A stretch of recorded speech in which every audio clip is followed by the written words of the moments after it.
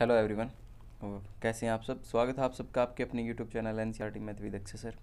आज हम आपके लेके आए हैं भी 9th to 12th फिजिक्स के MCQs। 9th से स्टार्ट कर रहे हैं हम, 9th के बाद 10th 11th 12th हर एक किसी क्लास का MCQ करेंगे। साथ में हम एक दिन MCQ करेंगे, एक दिन अगर किसी लेसन में हमारे जो न्यूमेरिकल हैं वो हैं तो वो सोल्व करेंगे हम। चलिए अभी देखते हैं हमारे पहला क्वेश्चन। हम बिल्कुल डिटेल से पढ़ेंगे। आपने बेसिक पढ़ा होगा लेकिन MCQs इस टाइप के नहीं मिलते आपको, NCERT बेस्ड। हमने सारे क्वेश्चन NCERT से कैप्चर किए भी। चलिए अभी करते हैं स्टार्ट हमारा पहला क्वेश्चन। देखिए क्या है पहला क्वेश्चन। इसी वस्तु की स्थिति को बताने के लिए हमें एक निर्देश बिंदु की आवश्यकता होती है। उस बिंदु को क्या कहते हैं? अंतिम बिंदु, मूल बिंदु, मध्य बिंदु, क और ख दोनों। तो क्या होता है वो हमारा भाई मूल बिंदु। मूल बिंदु का मतलब क्या है? मान लिया हमने एक पॉइंट है, जैसे हम कहते हैं उसका घर स्कूल के नज़दीक है, तो वहाँ स्कूल हमारा क्या होगा भाई? मूल बिंदु। क्या होगा हमारा? मूल बिंदु का काम करेगा। नेक्स्ट देखिए हमारा, एक गति का सबसे साधारण प्रकार कौन सा है? वृत्तीय गति, सरल रेखीय गति, वर्गीय गति, उपरोक्त सभी। देखिए भाई वृत्तीय गति कौन सी होगी? पहले ऑप्शन समझिए आप। वृत्तीय गति यानी हमने क्या बना, एक वृत्त के चारों ओर, जैसे एक एथलीट होता है हमारा यानी धावक, एक वृत्त के चारों ओर चक्कर लगा, वृत्ताकार पथ पर चक्कर लगा रहा है, तो वो क्या उसकी वृत्तीय गति है। सरल रेखीय गति, अगर एक हमारा क्या है, एक गाड़ी क्या है सीधी रेखा में गमन कर रही है, तो वो क्या उसकी सरल रेखीय गति है। वर्गीय गति यानी एक वस्तु क्या है एक वर्ग के चारों ओर चल रही है, तो वो क्या उसकी वर्गीय गति है। अब सबसे साधारण प्रकार पूछा इसने। सबसे साधारण प्रकार कौन सा होता है भी? हमारा सरल रेखीय गति, यानी एक सीधी रेखा में गमन हमारा क्या होता है? गति का सबसे साधारण प्रकार होता है। नेक्स्ट देखिए, दी गई सरल रेखीय पथ में मूल बिंदु कौन सा होता है? कौन सा है मूल बिंदु? का मतलब क्या होता है भाई? जहाँ से हमारी वस्तु शुरू हुई है, तो यहाँ पर हमारा मूल बिंदु कौन सा होगा? देखिए शुरू कहाँ से हुई है? जीरो कहाँ पे? ओ पर, तो इसका मूल बिंदु क्या होगा हमारा? ओ। क्या हो जाएगा इसका मूल बिंदु हमारा? ओ। नेक्स्ट, वेग में परिवर्तन किन किन कारणों से हो सकता है? वेग में परिवर्तन किन किन कारणों से हो सकता है? जो हमारी वेग है यानी वेलोसिटी, वो किस किस के कारण हो सकती है? वेग के परिमाप, गति की दिशा, समय, एक और दो दोनों। तो किस पर निर्भर करती है अभी? वो गति की दिशा पर। किस पर निर्भर करती है? गति की दिशा पर। किस पर निर्भर करती है? गति की दिशा पर वेग हमारा। नेक्स्ट देखिए, दी गई सरल रेखीय पथ पर अगर कोई वस्तु O से A तक जाती है, फिर B से गुजरकर C से पहुंचती है, तो वस्तु द्वारा तय की गई कुल दूरी कितनी होगी? चलिए भी देखते हैं कितनी होगी। पहला क्या कहा इसने? O से A तक गया, तो O से A तक हमारी कितनी होगी भाई? 40 किलोमीटर। B से गुजरते हुए कहाँ तक आया भाई? C तक। B से गुजरते हुए कहाँ तक आया? C तक। अब इसने पूछा दूरी, तो C तक आने में कितनी दूरी तय की इसने? 40 में से 40 से कितना आया? 25 तक और फिर 15, यानी कुल दूरी कितनी हुई? 40 माइनस 15, तो कितना हो जाएगा हमारा? 40 माइनस 15 करेंगे तो हम हमारा 5 और ये 5, तो कितना हो गया हमारा? 25।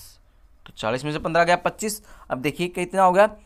40 किलोमीटर तो हमारा यहाँ से यहाँ तक दूरी तय की, और 25 किलोमीटर कहाँ से? A से C आने में की, तो कुल दूरी कितनी हुई उसको?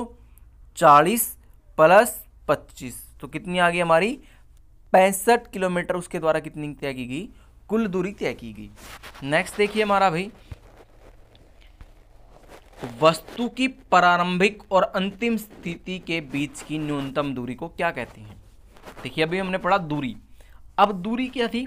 हमने जितनी उसने तय की वो। अब इसने पूछा न्यूनतम दूरी, तो न्यूनतम दूरी क्या होती है अभी? हमारी विस्थापन होती है। जैसे इसने फिगर दिखाया, देखिए दूरी क्या होगी? यहाँ से यहाँ तक इस तरीके से आया, ये क्या इसने दूरी तय की है, लेकिन विस्थापन क्या होगा हमारा? सिर्फ ये वाला विस्थापन होगा, यानी इतना हिस्सा जो इसने तय किया है, यानी इसके मूल बिंदु ये है, अंतिम ये है, तो विस्थापन कितना होगा? सिर्फ ये वाला होगा।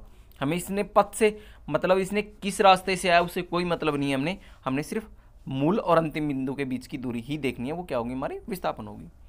नेक्स्ट, अगर कोई वस्तु ओ से ए तक जाती है फिर ए से बी तक वापस आती है तो विस्थापन का परिणाम कितना होगा। अब देखिए क्या हुआ, ओ से ए तक गई और ए से वापस बी तक आ गई।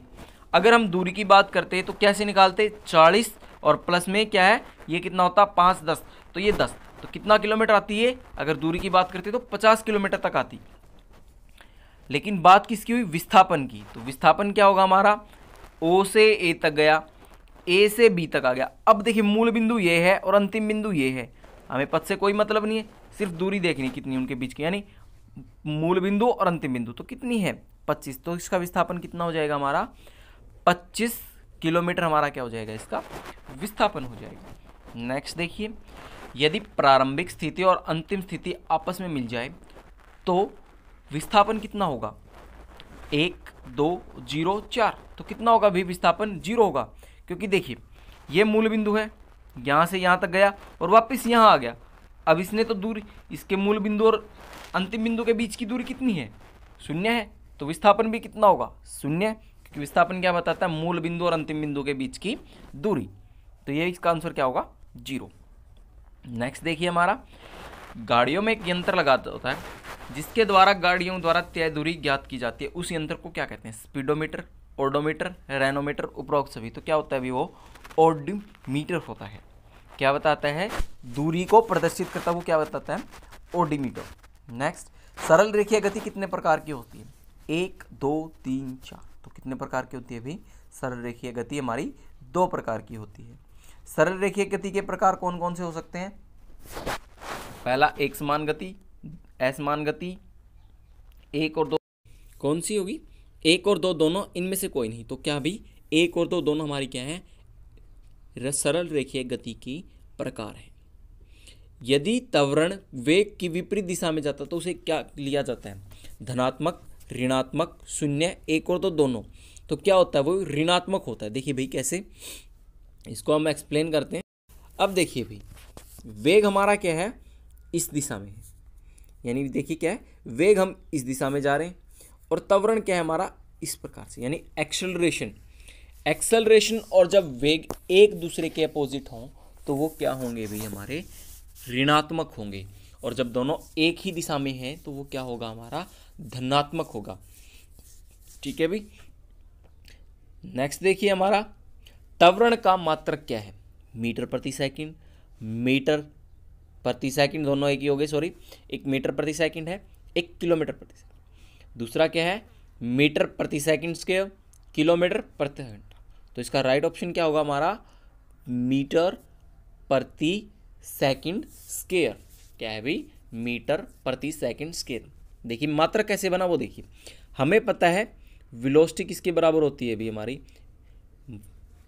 डिस्टेंस अपॉन टाइम, यानी ये मीटर हो गया, ये सेकंड में हो गया, तो मीटर अपॉन सेकंड तो यहाँ से बन गया। अब त्वरण यानी एक्सेलरेशन क्या होता है, वेलोसिटी अपॉन टाइम, यानी वेलोसिटी के बटे में, यानी हमारा वेग के बटे में समय। अब वेग का कितना, मीटर प्रति सेकंड है ही, और एक और सेकंड आ गई तो कितनी होगी, मीटर प्रति सेकंड स्क्वायर। तो ये हमारी ऐसे बनते हैं भी मात्रक, किसी भी यूनिट का हमारे अगर मात्रक बनाना है, मतलब किसी भी परिभाषा का मात्रक बनाना है तो उसकी डेफिनेशन से ही बनता है। ठीक है भाई, ये आ गया इसका। नेक्स्ट देखिए, किसी टीम द्वारा बनाए गए प्रत्येक ओवर में रनों की दर को किस ग्राफ से दर्शाया जाता है, ऊर्ध्वाधर बार ग्राफ, सरल रेखीय ग्राफ, अक्षैतिज रेखीय ग्राफ और उपरोक्त सभी। तो क्या उसको इस द्वारा दर्शाया जाता है भी, उसको ऊर्ध्वाधर बार ग्राफ। ये जो ग्राफ दिख रहा है आपको, इसको हम क्या बोलते हैं, ऊर्ध्वाधर बार ग्राफ। ये आपने 10th क्लास में बहुत बार बनाए होंगे क्वेश्चंस, जो हमारा 14वां चैप्टर सांख्यिकी वाला है वहाँ पे ये है हमारे भाई, ऊर्ध्वाधर बार ग्राफ किसके लिए यूज़ किया जाता है।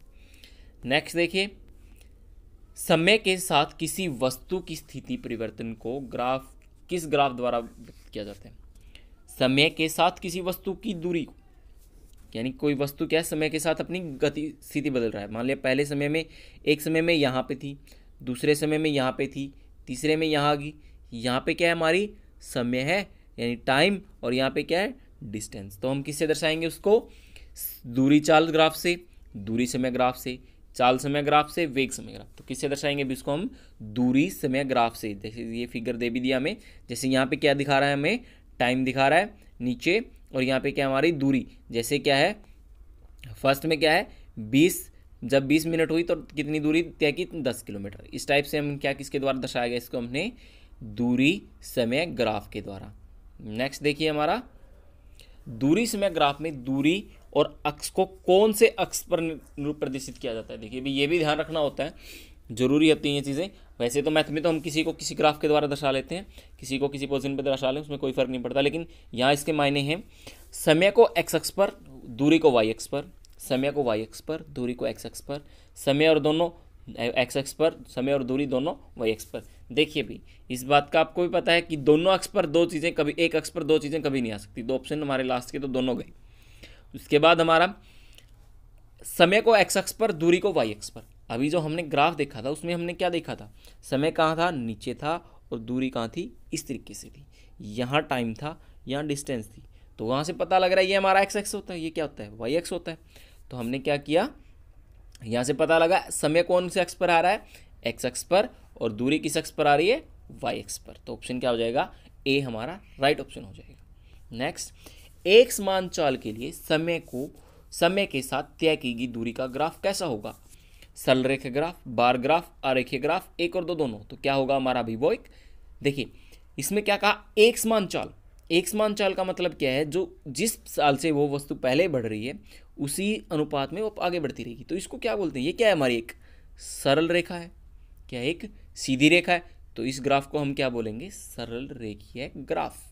नेक्स्ट देखिए, एक सरल रेखा में चल रही वस्तु के वेग के समय के साथ परिवर्तन को किस ग्राफ द्वारा दर्शाया जाता है? सरल रेखा में चल रही वस्तु के वेग को समय के साथ। तो वेग समय ग्राफ, ये क्या हमारा बनेगा? अभी सिंपल सी बात है, वेग और किसका रिलेशन है? समय का। तो किसके दर्शाया जाएगा? वेग समय ग्राफ के द्वारा। हाँ ध्यान ये रखना है, ये ग्राफ इंपॉर्टेंट है भी। ये हायर लेवल जो हमारे सीडीएस यूपीएससी हैं वहाँ पर इस टाइप का क्वेश्चन आया था। वहाँ पे इसमें से क्वेश्चन इस तरीके से ग्राफ देके पूछा था, भाई ये किसका ग्राफ है? ठीक है, ये पॉइंट्स नहीं दे रखे थे, सिर्फ नाम ग्राफ दे रखा था, मतलब ये दो चीज़ें नहीं दे रखी थी, तो उसमें हमें बताया गया था इस टाइप से। तो हमें बताना था ये। तो जब भी हमारा क्या है, सरल रेखा में वस्तु वेग कर रही है, मतलब उसका एक समान वेग है, वेग उसका परिवर्तित नहीं हो रहा है, और समय के साथ समय अलग अलग है, तो वो क्या है हमारा? इस तरीके का ग्राफ बनता है। यानी हमारा ये ग्राफ इस टाइप से बनता है। तो इसका राइट ऑप्शन, इस टाइप का जब भी ग्राफ होगा वो किसके लिए होगा? वेग समय ग्राफ के लिए। तो नेक्स्ट राइट ऑप्शन क्या होगा इसका? नेक्स्ट देखिए भी, एक समान वेग से चल रही वेग और समय के गुणनफल को क्या कहा जाता है? क्या कहा इसने? देखिए एक बार जो इसने कहा वो लिखते हैं, वेग velocity into time. Velocity into time, उसको क्या बोलते हैं हम? दूरी, विस्थापन, चाल, एक और तो दोनों। तो क्या होगा भी? हम क्या बोलेंगे उसको? हम विस्थापन यानी डिस्प्लेसमेंट। डिस्प्लेसमेंट क्या होती है भी हमारी? वेलोसिटी इनटू टाइम, यानी कितने समय में किस चाल से कितनी दूरी तय की, वो क्या होगी? उसकी विस्थापन। देखिए हो सके वो दूरी भी सकती है, लेकिन दूरी से नहीं, क्योंकि इसमें क्या है हमारी? वेग है, वेग से है, तो वेग क्या करेगा? साथ में दिशा बताएगा। तो हमारी वो क्या होती है? हमारी विस्थापन है। अगर यहाँ चाल होती एक समान चाल से, तो वो क्या बनती है? हमारी दूरी बन जाती, क्योंकि वेग क्या है हमारा दिशा बताता है। वेग में क्या पता होती है? हमारी दिशा होती है। इस वजह से ये क्या बन गया? विस्थापन बना हमारा। दिए गए वेग समय ग्राफ में कार के द्वारा तय गई दूरी कितनी है? देखिए भी हमारा वेग समय ग्राफ इसमें दिया नहीं गया, यहाँ है। नेक्स्ट देखिए ग्राफ नेक्स्ट क्वेश्चन में दे दिया गलती से। तो क्या है, एक बार ग्राफ देख लीजिए आप लोग। ये ग्राफ दिया गया है, इसमें पूछा है कितनी दूरी तय की इसने। दूरी कैसे निकालेंगे भाई? ये देखिए एक बार, देखिए क्या है ऑप्शन, देखिए क्या क्या दिए गए हमें। देखिए भी कैसे होगा क्वेश्चन। इसमें हमने क्या है देखा, जो हमारा ग्राफ है वो किस तरीके से है? इस टाइप से दूरी ये वाला। अब जो हमारी होती है विस्थापन, जो दूरी होती है वेग समय ग्राफ में, क्षेत्रफल क्या बताता है? जो हमारा समय अंतराल कार द्वारा तय गई दूरी को बताता है। मतलब जो हमारा ये वाला है, ये वाला एरिया है, ये क्या बताएगा हमें? तय दूरी बताएगा, जो इसने फिगर दिया है। मतलब जो हमें फिगर दी गई है ये वाली, ये क्या बताएगी, समय अंतराल बताएगी। जैसे ये रहा, इसमें हमें क्या निकालना पड़ेगा, पहले तो हमें जो वर्ग है नीचे वाला उसका क्षेत्रफल निकालना पड़ेगा। वर्ग का क्षेत्रफल निकालेंगे, वो क्या, देखो ये तो हमारे 20 दिख रही है हमें, 0 से 20 और ये क्या 10, तो इसका क्षेत्रफल, सॉरी आयत है, आयत का क्षेत्रफल कितना होगा, लंबाई गुणा चौड़ाई यानी 200, तो वहाँ से आ गया हमारा न्यूमेरिकल क्वेश्चन है ये, 200 तो वहाँ हो गया, ठीक है भी। अब बचता है ऊपर वाली त्रिभुज, वो त्रिभुज कितनी होगी, 1/2 गुणा आधार गुणा ऊंचाई, 1/2 आधार, आधार कितना उसका 10 और ऊंचाई कितनी है 20, तो वो कितनी होगी 5, 20 × 100, 200 पहले से था और 100 ये आ गया, तो कितना आ गया हमारा टोटल इसका 300 मीटर। क्या है भी 300 मीटर दूरी तय करेगी वो प्रति सेकंड में, यानी 1 सेकंड में कितनी दूरी तय करेगी वो 300 मीटर, सॉरी 300। नेक्स्ट देखिए हमारा क्वेश्चन क्या है, किसी गति के समीकरण द्वारा वस्तु के वेग, गति के दौरान त्वरण और उसके द्वारा तय की दूरी के संबंध स्थापित करता है। v = u + at, s = ut + ½ at², 2as = u² - v², उपरोक्त सभी। तो यहाँ पे देखिए u क्या है, इनिशियल वेलोसिटी यानी प्रारंभिक वेग, v क्या है, फाइनल वेलोसिटी यानी अंतिम वेग, a है त्वरण यानी एक्सेलरेशन, t टाइम और s क्या है दूरी यानी डिस्टेंस। तो राइट ऑप्शन क्या होगा, उपरोक्त सभी। ये तीनों के तीनों क्या हमारे दूरी सूत्र हैं भी, क्या है ये तीनों के तीनों हमारे दूरी सूत्र हैं, इनको क्या बोलते हैं हम, दूरी समीकरण, ठीक है भी, गति के समीकरण, सॉरी दूरी नहीं गति समीकरण है भी तीनों के तीनों। कौन सा समीकरण वेग और समय में संबंध स्थापित करता है, वेग और समय में संबंध व्यक्त करता है। देखिए सिर्फ किस किस का पूछा, वेग और समय। अब वेग और समय में देखिए पहला देखिए, दूसरा देखिए बार, यहाँ पे तो क्या है, डिस्प्लेसमेंट भी यानी डिस्टेंस भी है और एक्सेलरेशन भी है, तो ये तो हो ही नहीं सकता हमारा। उसके बाद तीसरे में भी एक्सेलरेशन और डिस्प्लेसमेंट है, ये भी नहीं हो सकता, बचा कौन, ए। तो हमारा राइट ऑप्शन क्या होगा, ए। ये क्या बताता है, देखिए किस किस का रिलेशन है इसमें, इनिशियल, फाइनल, फाइनल इनिशियल और टाइम, तो किसका बताता है हमारा, ये वाला ऑप्शन क्या हो जाएगा, इसका राइट ऑप्शन हो जाएगा। कौन सा समीकरण समय और स्थिति को व्यक्त करता है, समय यानी डिस्टेंस, डिस्प्लेसमेंट, तो समय और कौन करता है भी हमारा, ऑप्शन नंबर ए। ये भी हमारा किसका है, समय और स्थिति को ही व्यक्त करता है। जब एक एथलीट r त्रिज्या वाले वृत्तीय पथ का चक्कर लगाने में t सेकंड का समय लेता है तो वेग कितना होगा। ये एक इम्पोर्टेंट क्वेश्चन है भी, उसका इम्पोर्टेंट क्वेश्चन है, इस पर एक MCQ भी है, हमने कल ग्रुप में डाला भी था, जो हमारा टाइम एक्स पब्लिकेशन वाला ग्रुप भी है और जो हमारा NCERT मैथ के ग्रुप है उसमें भी डाला था हमने क्वेश्चन, तो वो इसी बेस होगा क्वेश्चन भी, डिस्टेंस और डिस्प्लेसमेंट वहाँ से निकलती। वेलोसिटी कितनी बनेगी हमारी यहाँ से, देखिए वृत्ताकार पथ का क्षेत्रफल कितना है हमारा, कितना होगा उसका क्षेत्रफल, नहीं सॉरी परिधि, मतलब वो चक्कर लगा रहा था उसका मतलब क्या, परिधि, तो कितनी होगी ये वाली परिधि यानी 2πr, कितनी होगी परिधि 2πr। अब 1 सेकंड, एक चक्कर लगाने में कितना टाइम ले रहा है t। अब देखिए डिस्टेंस अपॉन टाइम, तो क्या बनती है हमारी ये डिस्टेंस अपॉन टाइम, क्या बनेगा, यही तो वेलोसिटी है, तो क्या बन गया 2πr/t, हमारा क्या बन गया, इसका राइट आंसर बन जाएगा अभी, क्या बनेगा इसका राइट आंसर 2πr/t। नेक्स्ट देखिए हमारा क्या बनेगा,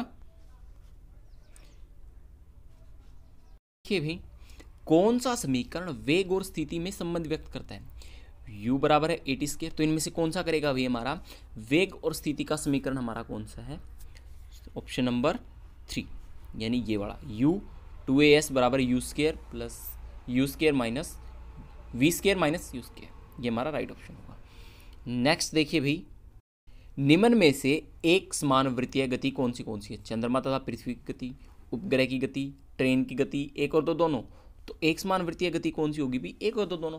वृत्तीय गति का मतलब वृत्ताकार पथ में, देखिए अब चंद्रमा भी पृथ्वी के चारों ओर चक्कर लगाता है, पृथ्वी अपने अक्ष पर घूम रही है, और उपग्रह भी क्या होते हैं, किसी ग्रह के चारों ओर चक्कर लगाते हैं, तो वो क्या एक वृत्तीय गति है, एक समान समय में देते हैं।